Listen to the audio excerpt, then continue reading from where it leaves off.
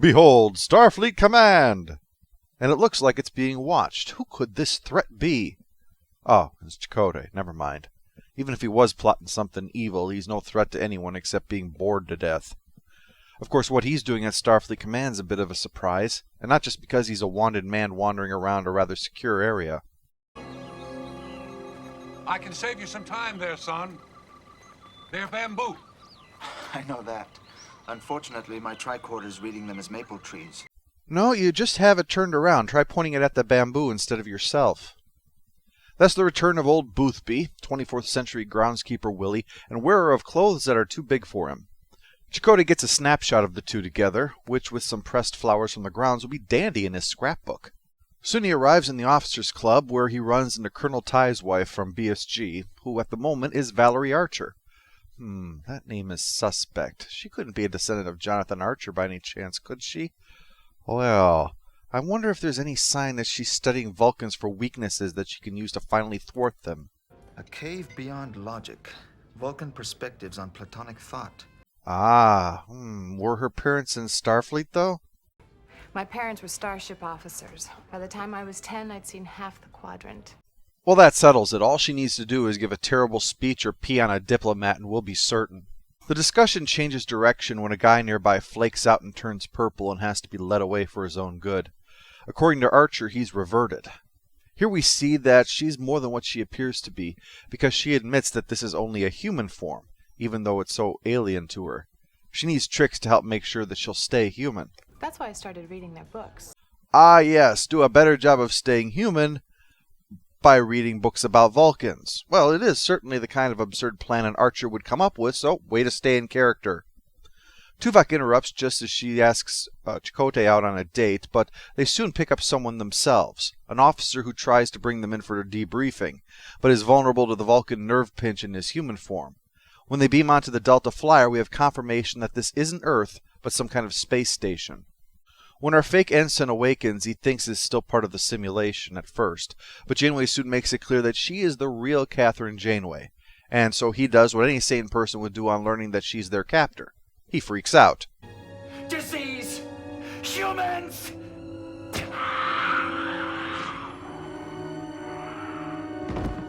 Well, he's definitely an alien. Not so fast. Gold shirts fall over dead all the time, sometimes for no reason at all. No, usually something happens to them first. Unless I finally have the power to kill with my mind. Nothing. They go over Chakotay's snapshots, and Janeway's amazed to discover they even recreated Boothby, who gave her fresh roses in her quarters because he must know all the future captains. Probably a witch. Speaking of witchcraft, the doctor will try to restore the alien to normal because his cells are still functioning. It's not as if the alien died from a toxin specifically targeting its cells. It appears he's released a cellular toxin into his bloodstream. Forget I said anything. We'll just restore the guy's natural form by injecting this hypospray into his bloodstream when he has no heartbeat. All this really proves one thing about the dead guy. Well, it just so happens that your friend here is only mostly dead. Well, the witchcraft reveals that this is none other than species 8472. Tom says this setup may be akin to KGB training villages used to train spies for infiltrating Western cities.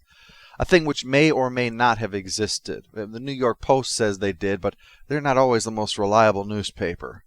Another source I found said it was definitely a myth, though he also insisted that anyone born in the former Soviet Union who does not admit it was the greatest thing ever is a traitor.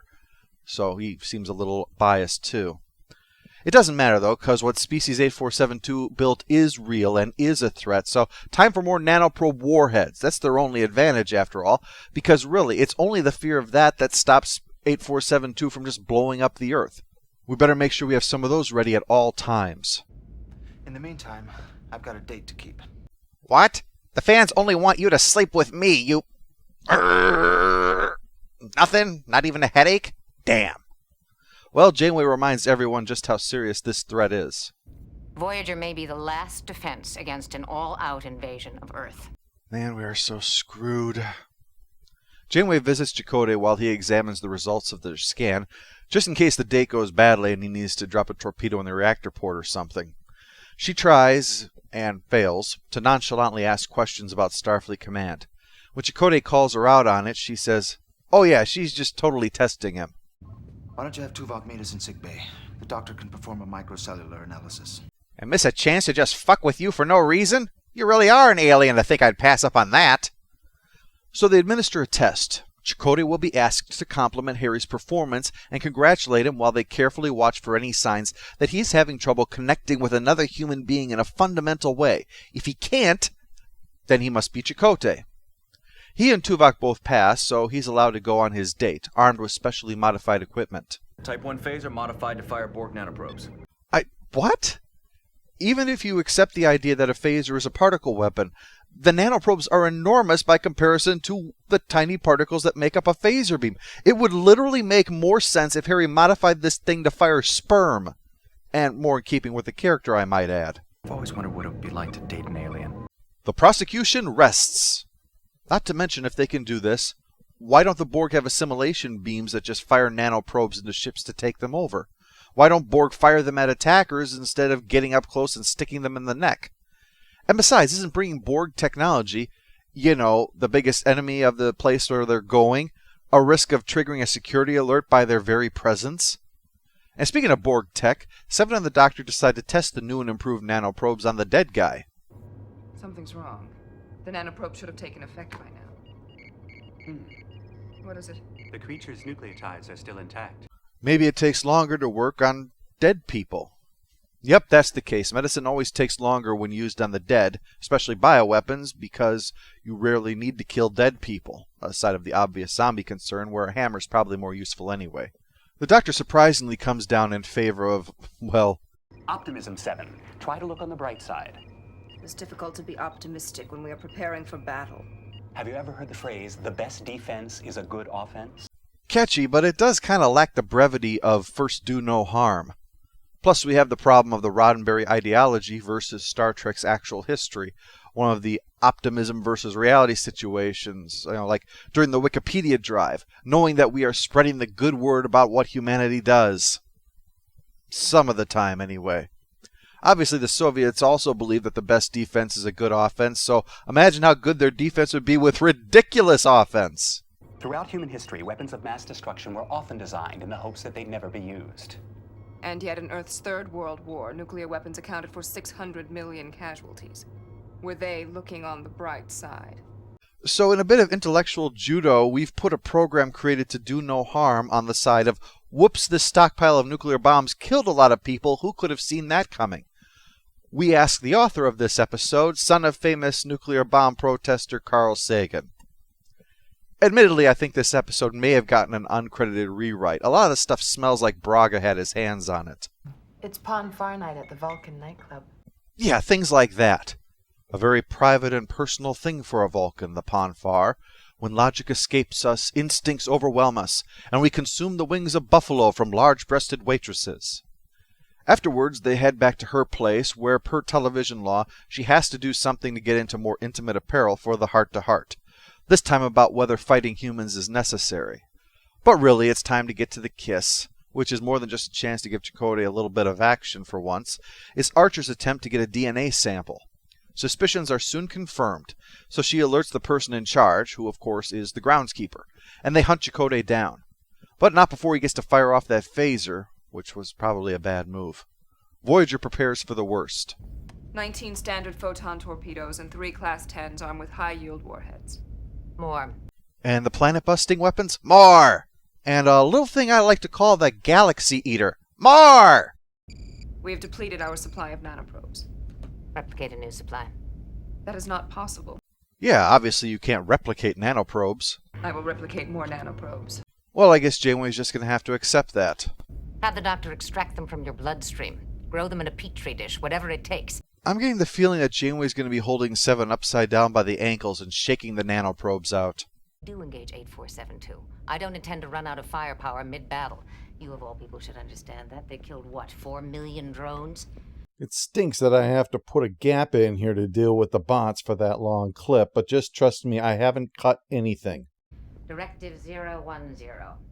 Before engaging alien species in battle, any and all attempts to make first contact and achieve non-military resolution must be made.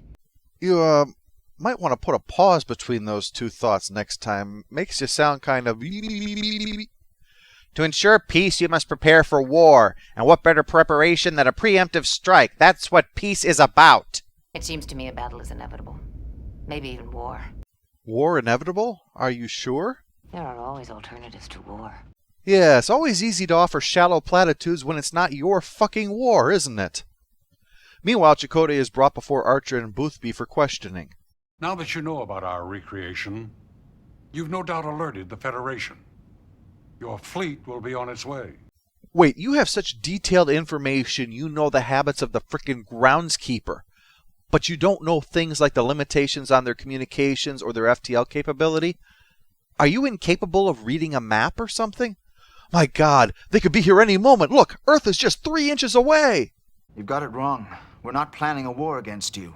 Is that why you were here to spy on us? Because you're curious? What? You know the thing I, as a member of a ginormous spy organization, hate more than anything? Spying. Chakotay tries talking with Archer while she uses him to try to perfect their shape-changing forms. How sad is it that this isn't the first time that a woman that he's made out with has taken him prisoner and extracted the DNA from his neck? 2 more and I get a free clone! Meanwhile, Janeway and Boothby trade threats with each other until an agreement is made for a diplomatic meeting, because that's how peace is achieved. 2 people shaking their fists at each other until they agree it's time to talk.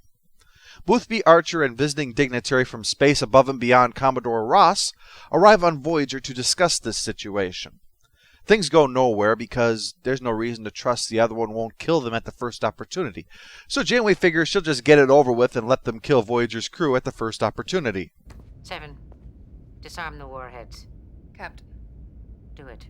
After all the nanoprobes you demanded of me, look at my arms. I got more track marks than the whole of Aerosmith. Well, after a bit of explanation, Archer explains this isn't as bad as it looks. Our mission is to infiltrate your homeworld, to place operatives in the highest levels of Starfleet, monitor your military installations. It's a reconnaissance mission, nothing more. Nothing more should never be associated with infiltrating the highest levels of power, or anything else that sounds bad on its own. We plan to learn about your species by eating your babies. Information gathering, nothing more. After some discussion, Boothby is willing to consider the options, but... First off, I want to take a look at that nanoprobe technology. It scares the hell out of me. All right. Of course we'll give you the information on how the only weapon in existence that can stop you from wiping out the Federation works. And after that, would you like me to carry you back to fluidic space piggyback style? Jackass. No, Janeway's all too happy to give the technology to Species 8472 in exchange for some information, like the disguise technology. Because it's not as if just 9 of their ships could blow up the planet Earth, thus making infiltration utterly meaningless. 7 asks about that risk, but Janeway brushes aside her fears, especially considering that a few hours ago she was ready to put 7 in a paint can mixer to get her nanoprobes out. You ordered me to disarm the warheads during the negotiation. I anticipated an immediate attack. I believe they would take advantage of your human weakness. Ha! No problem. I had a backup plan ready in case they tried anything. And problem solved. Post-episode follow-up. Stupid Neelix's moment happens near the end when he wants to gossip with an alien posing as a Vulcan about Vulcans, right in front of a real Vulcan. In his defense, at least he wasn't challenging Vulcans to a baseball game like DS9 was doing at this time. We have a You Can Go Home Again award for the recreation of Starfleet Command. Final score for In the Flesh is 5 out of 10. It's a typical Voyager episode. Unfortunately, it shows the problem that they would run into with their approach, the neutering of Species 8472, as many refer to it, is because the creative team lacked a direction with them. A big deal was made about them at the end of Season 3. TV Guide talked about how great this threat would be. But since they were a last-minute creation, no thought was really given to what to do with them. And when you make a threat that powerful, you have to have some idea of what you're going to do with it after a while. This was the 3rd and final story in which they appeared, and no surprise, the way the episode ended made further conflict impossible, because otherwise they would curb-stomp Voyager. The episode is intended as an allegory for the Cold War. No doubt the idea with Janeway's arms build up. But really, it's about any situation where paranoia can wind up leading towards potential war. So I don't agree with arguments that I have heard that this is an episode that came out at the wrong time. I think it's always important. But I also think that it struggles to come through because, well, the nature of the threat and the brazenness of Janeway's decision doesn't seem to really work with that. In essence, it would be like in the midst of the Cuban Missile Crisis, Kennedy just announcing unilateral nuclear disarmament. Probably worse, actually, since the conventional weaponry of Starfleet would have zero effect, and with an enemy who had previously refused all diplomatic overtures. If 8472 found a way to resist the nanoprobes, there would be absolutely no downside for them in launching multiple strikes against the Federation to quickly eliminate central planets and the Federation fighting force. It just seems a rather oversimplified solution to say that all we have to do is just disarm ourselves and there will be peace in our time. Voyager has photon torpedoes and phasers and shields because oftentimes you run into someone who responds to helplessness with violence. Assuming that when you deliberately make yourself helpless, everything will just turn out fine seems pretty naive.